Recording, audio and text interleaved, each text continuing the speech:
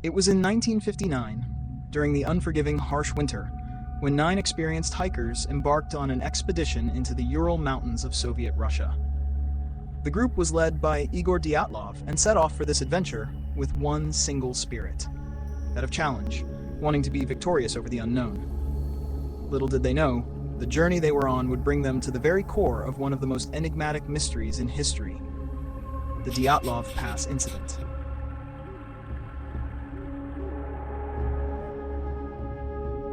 The group set off on January 23rd in high spirits and with lots of energy.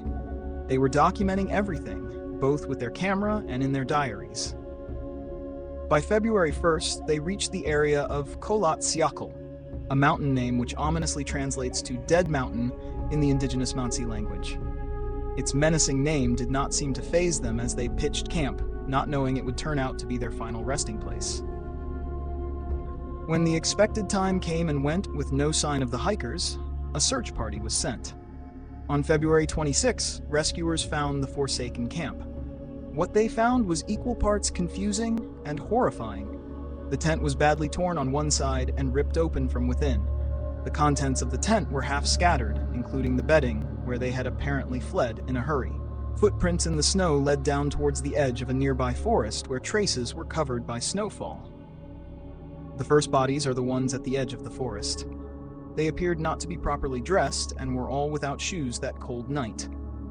The bodies further up the slope showed even more obvious signs of extremely violent death. One had a fractured skull, 2 others very bad chest injuries, and 1 female with no tongue and eyes missing. With these injuries, however, there were no large wounds or any signs of struggle, adding to the whole enigma. The final official explanation was death caused by hypothermia and physical trauma by an unknown compelling force, yet, which did not prevent the burst of versions and rumors. Leading theories. Avalanche. The most popular theory postulates that an avalanche is what made the hikers leave their tent in such a frenzied hurry to die from exposure. Of course, the lack of uniform injuries and the camp's condition makes this a bit suspect. Military tests. It is rumored the hikers came across some sort of military test utilizing parachute mines.